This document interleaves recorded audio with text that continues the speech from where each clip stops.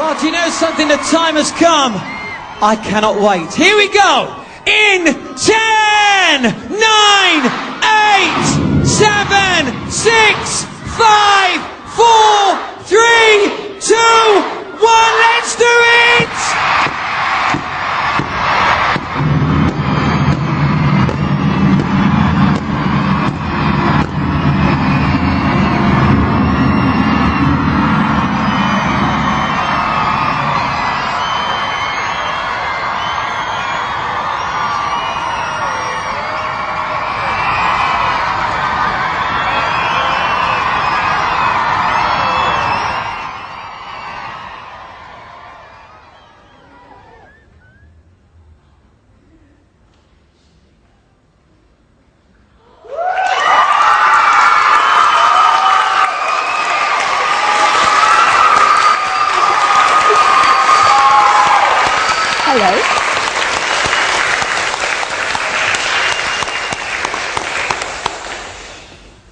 I'm going to read to you from chapter 6, in which Harry, Ron and Ginny go to see Fred and George's joke shop in Diagon Alley for the first time. "This is brilliant," said Ron, and he and Harry led the way into the shop. It was packed with customers. Harry could not get near the shelves. He stared around, looking up at the boxes piled to the ceiling.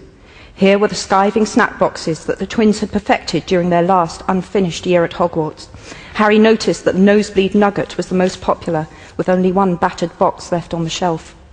There were bins full of trick wands, the cheapest merely turning into rubber chickens or pairs of pants when waved.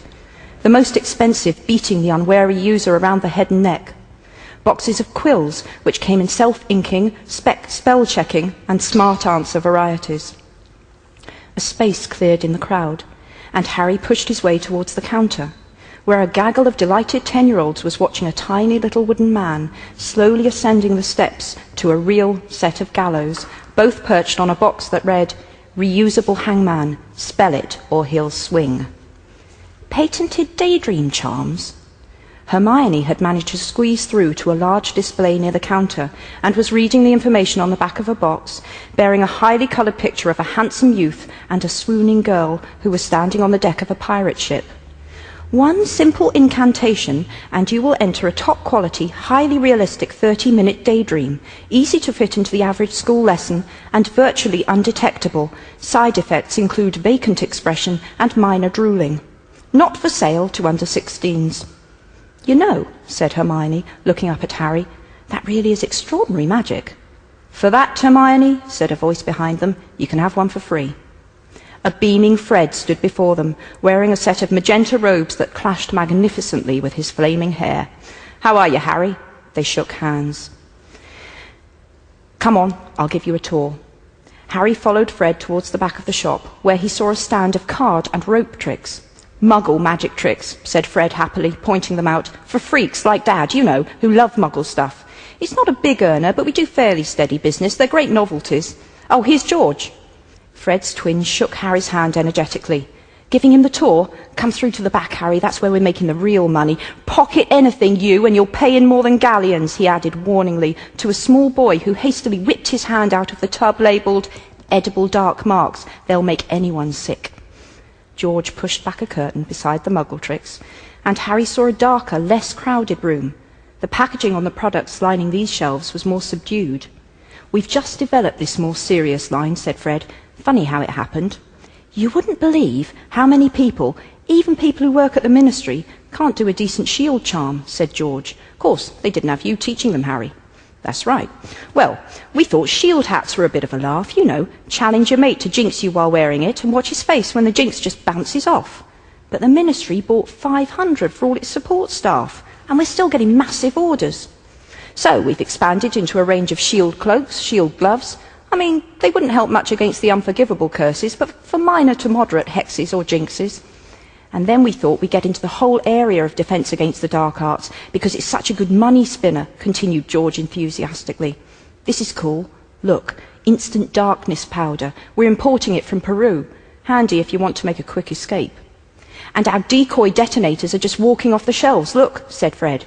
pointing at a number of weird-looking black hooter-type objects that were indeed attempting to scurry out of sight. You just drop one surreptitiously, and it'll run off and make a nice loud noise out of sight, giving you a diversion if you need one. Handy, said Harry, impressed. Here, said George, catching a couple and throwing them to Harry.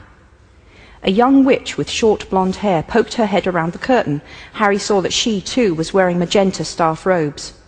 There's a customer out here looking for a joke cauldron, Mr. Weasley, she said. Harry found it very odd to hear Fred and George called Mr. Weasley, but they took it in their stride. Right you are, Verity, I'm coming, said George promptly. Harry, you help yourself to anything you want, all right? No charge. I can't do that, said Harry, who had already pulled out his money bag to pay for the decoy detonators. You don't pay here, said Fred firmly, waving away Harry's money. But you gave us our start-up loan. We haven't forgotten, said George. Take whatever you like, and just remember to tell people where you got it if they ask. George swept off through the curtain to help with the customers, and Fred led Harry back into the main part of the shop to find Hermione and Ginny still poring over the patented Daydream charms. Haven't you girls found our special Wonder Witch products yet? Asked Fred. Follow me, ladies.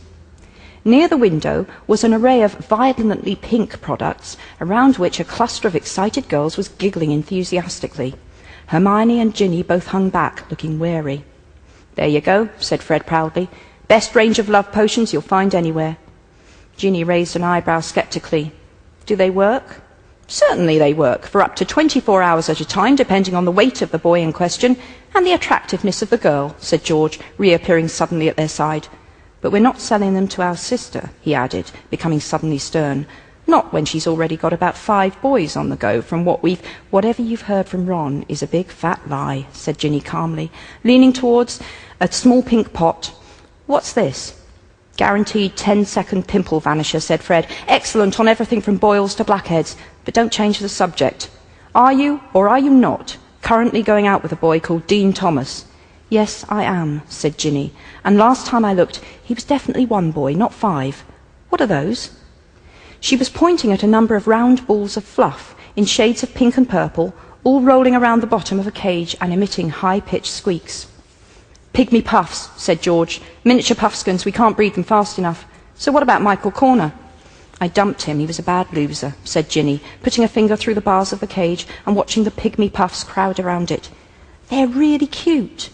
They're fairly cuddly, yes, conceded Fred. But you're moving through boyfriends a bit fast, aren't you? Ginny turned to look at him, her hands on her hips. There was such a Mrs. Weasley-ish glare on her face that Harry was surprised Fred didn't recoil. It's none of your business. And I'll thank you, she added angrily to Ron, who had just reappeared at George's elbow, laden with merchandise, not to tell tales about me to these two. That's 3 galleons, 9 sickles, and a nut, said Fred, examining the many boxes in Ron's arms. Cough up. I'm your brother, and that's our stuff you're nicking. 3 galleons, 9 sickles. I'll knock off the nut. But I haven't got 3 galleons, 9 sickles. You better put it all back then, and mind you put it on the right shelves. Ron dropped several boxes, swore, and made a rude hand gesture at Fred that was unfortunately spotted by Mrs. Weasley, who had chosen that moment to appear. If I see you do that again, I'll jinx your fingers together, she said sharply. Mum, can I have a pygmy puff? Said Ginny at once. A what? Said Mrs. Weasley warily. Look, they're so sweet. Mrs. Weasley moved aside to look at the pygmy puffs, and Harry, Ron and Hermione momentarily had an unimpeded view out of the window. Draco Malfoy was hurrying up the street alone.